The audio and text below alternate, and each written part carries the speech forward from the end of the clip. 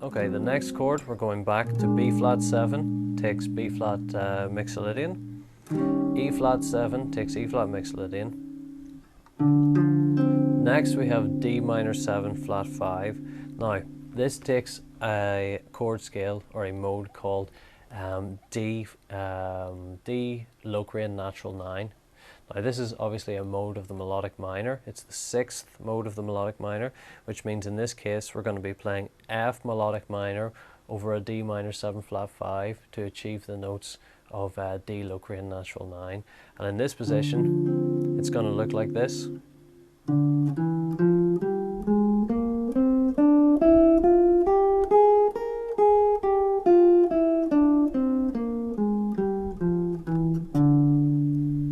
Okay, so those are our notes for D Locrian natural 9. The next chord, G7, is resolving to a C minor 7 chord next. So we're going to play the altered scale over this, as that's what we need to play on a dominant 7th chord, resolving by up by a perfect 4th or down by a perfect 5th to a minor chord. So we're going to play G altered.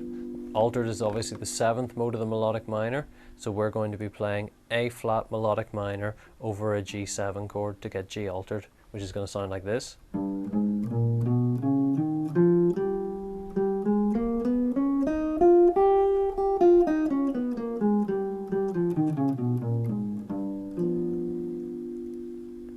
Okay, our next chord is C minor 7, which we're going to play up here. This is going to take C Dorian, which is the 2nd mode of the B flat major scale. So to play C Dorian, we play the note of the B flat major scale over a C minor 7 chord. And in this position, that's going to sound like this.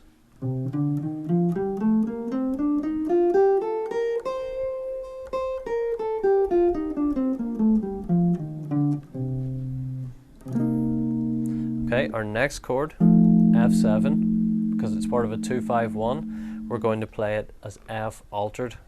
So it's going to be G flat melodic minor over an F7 chord, which is going to sound in this position like this.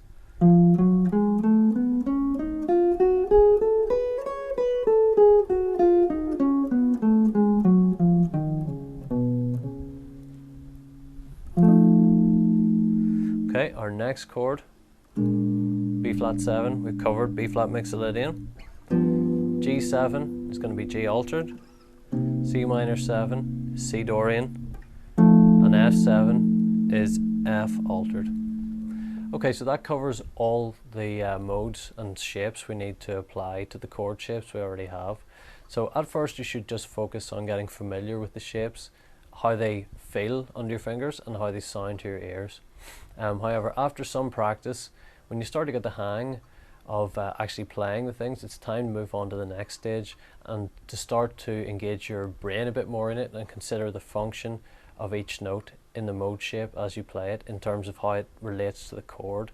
By this I mean we should be able to identify the notes in the shapes as the 1st, 2nd, 3rd, whatever degrees of the mode to which they or from which they come. This is going to be both by the way they look in terms of their position relative to the root note and also by the sound over the chord. So there are a number of ways to work on this, but some that I find helpful are, for example, playing the arpeggio of each chord and thinking about what each note is over the chord. So for example, on the B flat 7 chord, when you just take alternate notes, 1, 3, 5, flat 7. So you can go through and for each of your mode shapes that I've given you, take alternate notes as you go through them and work out the arpeggios that work with them. The ones that I would guide you towards at this stage, the only ones that might be slightly confusing, are for the altered scale, where if you take alternate notes from the scale as we talked about in the melodic minor modes lesson, you're going to get a minor 7 flat 5 arpeggio.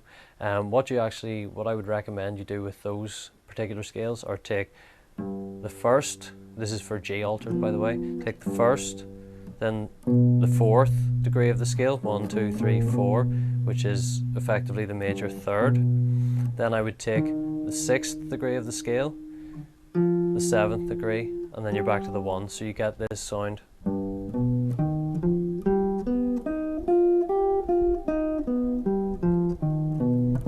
which is an augmented dominant chord, and that's, or arpeggio rather, that's one that works well there.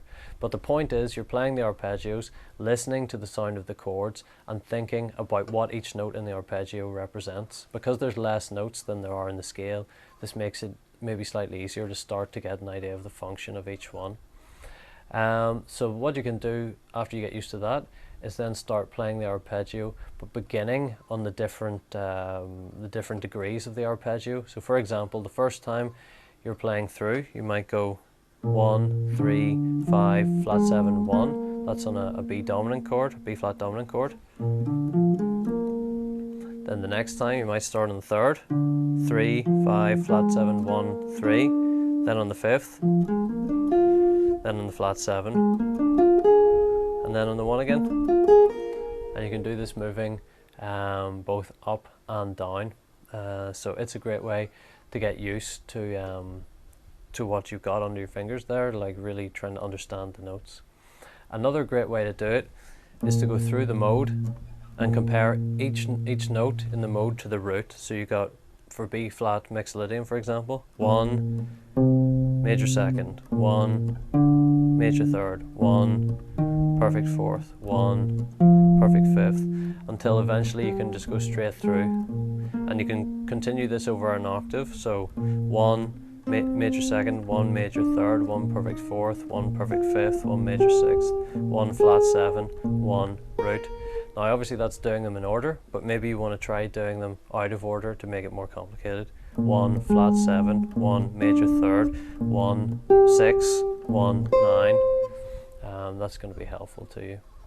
The other idea that I would have for you, and this is maybe the most important one, is to try and play the first note of the scale and to sing the mode after that. That really helps you internalize the sound of the mode.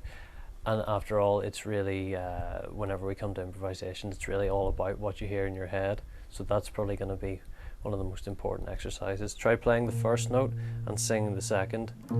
Da. Now you don't have to be the best singer in the world to do this, and don't be embarrassed about singing.